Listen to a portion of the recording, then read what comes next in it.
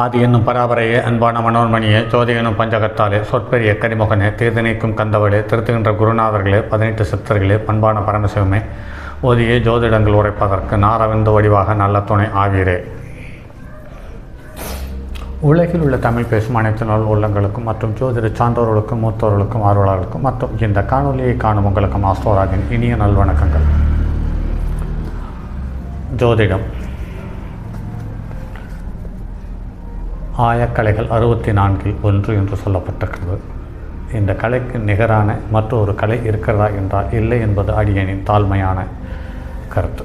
ஏனென்று கேட்டால், இந்த கலையின் மூலம் உலகத்தில் உள்ளக்கூடிய ஒவ்வொரு அசைவுகளையும் ஒவ்வொரு விஷயங்களையும் தெளிவாக அடையாளம் காட்டக்கூடிய தன்மையுள்ள ஒரு அற்புதமான கலை என்றால் அது மிகையாகாது.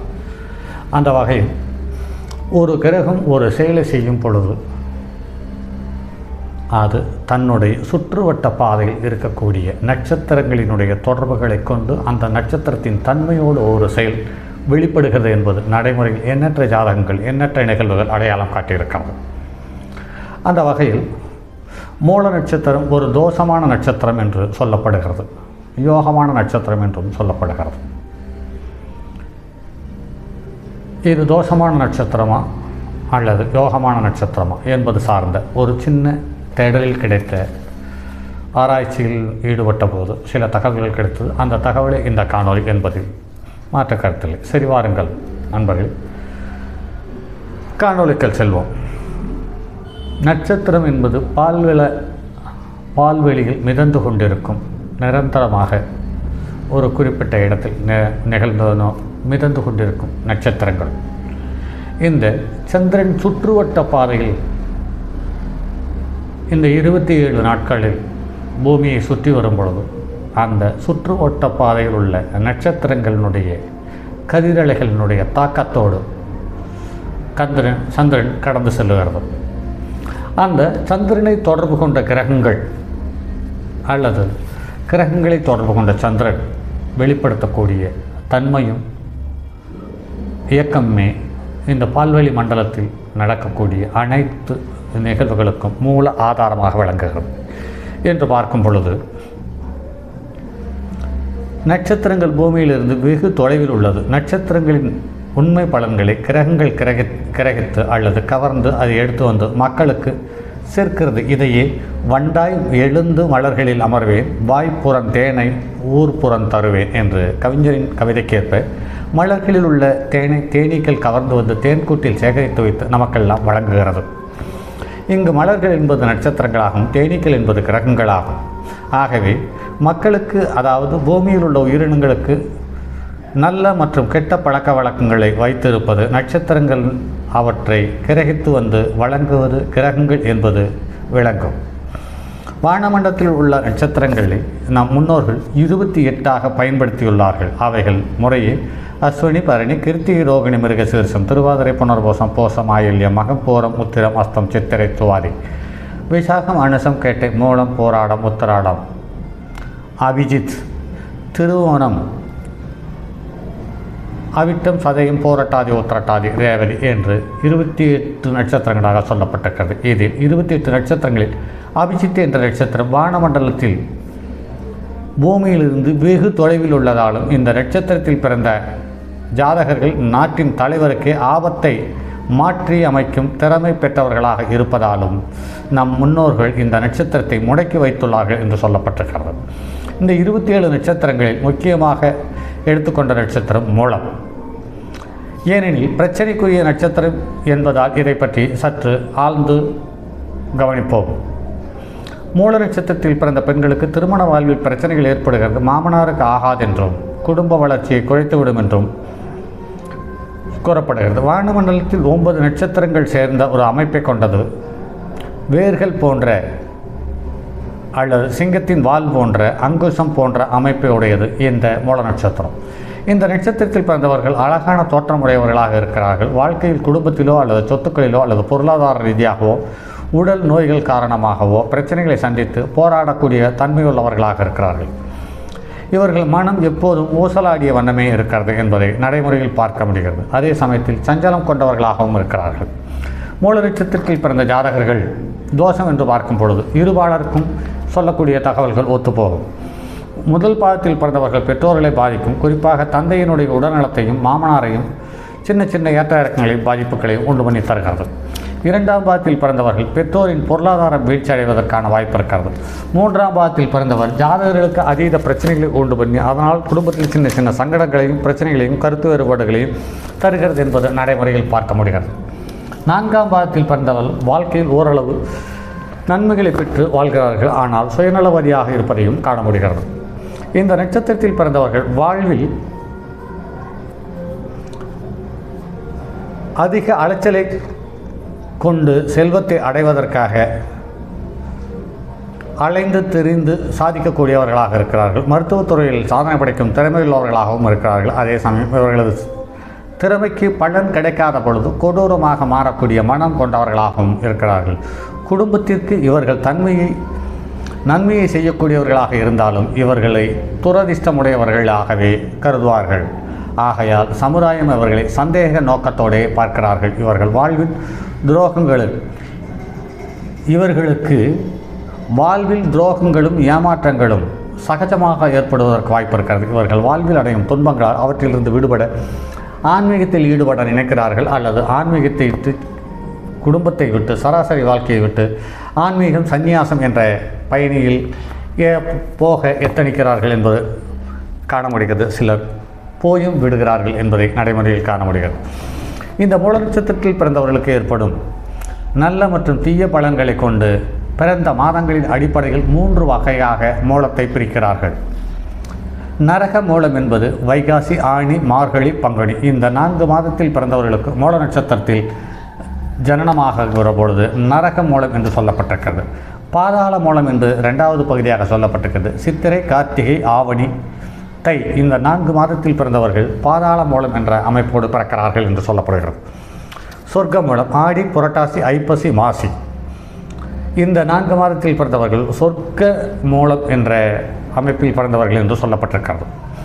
நரக மூலம் என்பது வைகாசி, ஆணி, மார்கழி, பங்குனி மாதங்களில் பிறந்தவர்கள் ஜாதகர்கள் நரக மூலத்தில் பிறந்தவர்களாக இருக்கிறார்கள். இவர்கள் வாழ்க்கையின் பிரச்சனைகளையே அதிகமாக சந்திக்கிறார்கள் அல்லது இவர்களுக்கு ஏற்படுகிறது. அதாவது வாழ்க்கையில் நோய் நொடி, பிணி, பீடைகள் ஏற்பட்டு அல்லல் படுதல், சண்டை சச்சரவுகள் மூலம் கோர்ட், ஸ்டேஷன், வழக்கு மற்றும் காவல்துறை என்ற பாதிப்பிலிருந்து இவர்கள் மீளுவது மிகவும் சிரமப்படுகிறார்கள். மற்றவர்களின் அதிகாரத்தின் மூலம் இந்த மூலம் இவர்களுக்கு இழிச்சொல்லை ஏற்படுத்தி தந்துவிடுகிறது, அவர் சொல்லியிருக்கும் ஆளாக்குகிறது. கூலி தொழில், அடிமை வேலை போன்றவை, உடுத்த நல்ல உடை, இருக்க வசதியாக இருப்பிடம், உண்ண தேவையான உணவு இவையெல்லாம் சரியாக கிடைக்காமல் வாழ்க்கையில் அல்லல் பட்டு கஷ்டப்பட்டு கொண்டு இருக்கும் சூழ்நிலை ஏற்படுத்தி விடுகிறது. அதே சமயத்தில் இவர்களின் கிரக நிலைக்கு நன்கு அமைந்து தசாபுத்திகள் நல்லதாக நடக்கும் பட்சத்தில் இவர்கிட்ட எல்லாம் சமாளிக்கும் தைரியமும் சகிப்புத்தன்மை இவர்களுக்கு கிடைக்கிறது என்பது நடைமுறையில் பார்க்க முடிகிறது. பாதாள மூலம் என்று சொல்லப்படுவது சித்திரை, ஆவணி, கார்த்திகை, தை மாதங்களில் பிறந்தவர்களுக்கு பாதாள மூலத்தில் பிறந்தவர்களாக கருதப்படுகிறது. இந்த பாதாள மூலத்தில் பிறந்தவர்கள் பெற்றோர்கள் பல கோடிக்கு அதிபதியாக இருந்தாலும், பேரும் புகழும் அந்தஸ்தும் உயர்ந்த பதவிகளில் இருந்தாலும், இவர்கள் படிப்படியாக பேரும் புகழும் எழுந்து எல்லா சொத்துக்களையும் பதவிகளையும் இழந்து நடுத்தெருவிக்கு வந்துவிடும் நிலையை இந்த பாதாள மூலம் உருவாக்குவதை நடைமுறையில் பார்க்க முடிகிறது. அதே சமயத்தில் இவர்கள் கிரக நிலைகள் நன்கு அமர்ந்து தசாபுத்திகள் நடக்கும் தன்மையை அமையும் நிலையில் இருக்கும் பட்சத்தில் இது போன்ற பாதிப்புகள் ஏற்படாமல் தலைக்கு வந்தது தலை பாகையுடன் சென்றது என்ற பாதிப்பை குறைத்து கொண்டு வாழக்கூடிய யோகத்தை தந்துவிடுகிறது என்பது நடைமுறையில் பார்க்க முடிகிறது. அடுத்து சொர்க்க மூலம் ஆடி, புரட்டாசி, ஐப்பசி, மாசி மாதங்களில் மூல நட்சத்திரத்தில் பிறந்த ஜாதகர்களில் இவ்வாறு சொர்க்க மூலத்தில் பிறந்தவர்களாக கருதப்படுகிறார்கள். வறுமையில் வாடி இருந்தாலும் வீடு, வாசல், கல்வி இல்லாமல் இருந்தாலும் இவர் பிறந்த பின்னர் படிப்படியாக வசதிகளும் வாய்ப்புகளும் ஏற்பட்டு வீடு, வண்டி, வாகனம், தொழில் அனைத்தும் அமைந்து தேவேந்திரர் போல் வாழக்கூடிய ராஜ வாழ்க்கையை நடத்தும் நிலை ஏற்படுத்துகிறது. ஜாதகர் நல்ல கல்விமானாகவும் தனச்சேர்க்கையுடனும் வாழ்க்கை ஆடம்பரமாக வாழக்கூடிய தன்மையாகவும் சுகபோகத்தை அனுபவித்து வாழக்கூடிய தன்மையையும் இந்த நட்சத்திரம் தருகிறது என்பது காண முடிகிறது. ஆகவே இன்று இந்த மூன்று வகையான மூலங்களில் பிறந்த ஜாதகர்களுக்கு இந்த பலன் பொதுவான பலனே தவிர வேறு யாரும் இதை பற்றி பெரிதாக விமர்சனம் எடுத்துக்கொள்ள வேண்டியது இல்லை. ஏனெனில் இந்த பலன்கள் கிரகங்களுடைய தாக்கங்களால் மாறுபடுவதற்கும் அல்லது குறைவதற்கும் அல்லது கூடுவதற்கும் வாய்ப்புகள் உண்டு என்பதை கருத்தில் கொள்ளுங்கள்.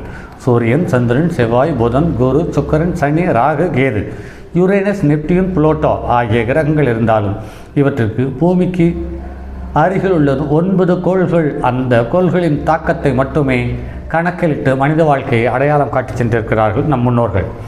பூமியிலிருந்து வெகு தொலைவில் உள்ள யுரேனஸ், நெப்டியூன், புளோட்டோ போன்ற கோள்கள் பலன்களை நம் கணக்கில் எடுத்துக்கொள்வதில்லை. ஏன் என்று கேட்டால் அதனுடைய கதிரலைகளினுடைய தாக்கம் பூமியில் உள்ள மக்களுக்கு ரொம்ப காலம் கடந்து அதை நாம் உணர்கிறோம் அல்லது உணராமலேயே வாழ்ந்து முடிக்கிறோம். ஆகையால் இந்த 3 கிரகங்களையும் சாஸ்திரவாதிகள் சற்று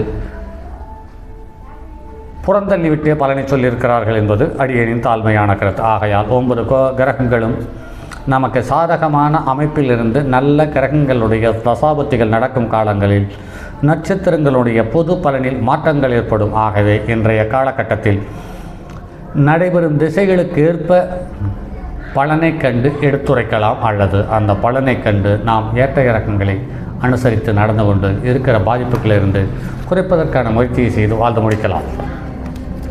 பரிகாரம் என்று பார்க்கும் பொழுது குலதெய்வ கோயிலுக்கோ அல்லது இஷ்ட தெய்வ கோயிலுக்கோ சென்று மடங்களுக்கோ சென்று எருமை ஒன்றை வாங்கி தானம் செய்து அதற்கு 1 வருடத்திற்கு தேவையான பராமரிப்பு செலவுக்கை கொடுத்து வந்து பாருங்கள். இது உங்களுடைய வாழ்க்கையில் ஒரு பெரிய மாற்றத்தை உண்டு பண்ணி தரும்.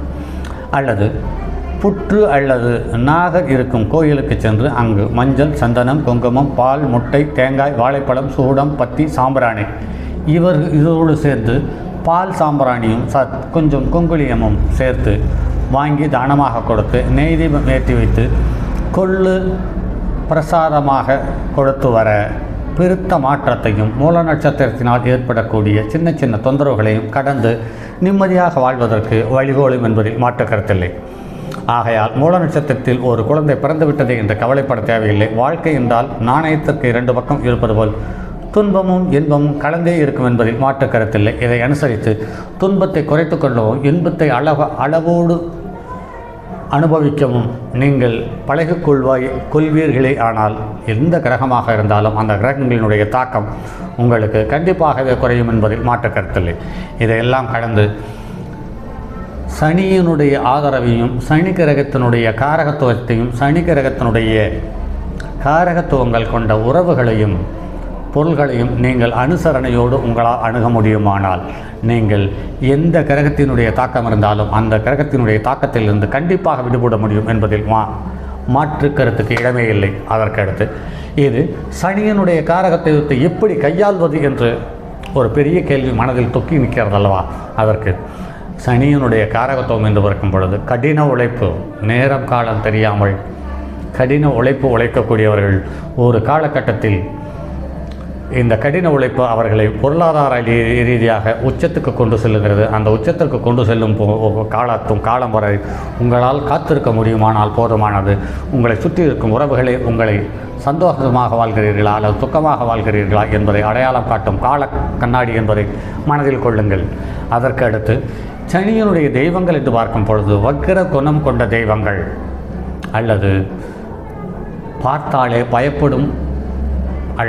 பயப்படக்கூடிய தன்மை உள்ள கிரகங்கள், அதாவது முனியப்பன், முனீஸ்வரன், காட்டுக்கருப்பனார் மற்றும் ஆஞ்சநேயர் போன்ற தெய்வங்கள் உங்களை அடியோடு உங்களுடைய வாழ்க்கையை மாற்றியமைக்கிறதுக்கான தன்மையை உண்டு பண்ணி தரும். எந்த கோயிலுக்கு சென்றாலும் குறைந்தது 2 நல்லெண்ணெய் தீபம் ஏற்றி வழிபடுங்கள். இது உங்களுடைய வாழ்க்கையில் ஒரு பெரிய மாற்றத்தை உண்டு பண்ணி தரும் என்பதை கூறி மற்றும் அடுத்தது ஒரு காணொலியில் சந்திப்போம். அதுவரை உங்களிடமிருந்து விடைபெறுவது உங்கள் அன்பு நண்பன் எம் ராஜரத்தினம். என்னுடைய அலைபேசி எண் 9788972999 மற்றும் ஒரு எண் 9791399649. தங்கமான் மழுவோடேந்தி தன்மதி தலையில் கொண்டோன் மங்கையர் பறிக்கச் சொன்ன மாமொழி ஜோதிடத்தை இங்கு யாம் உரைப்பதற்கோர் இமை என்னும் பிள்ளை வராமல் காக்க செங்கன் மால் மருகன் யானைச்சரன் பதம் காப்பதாமே.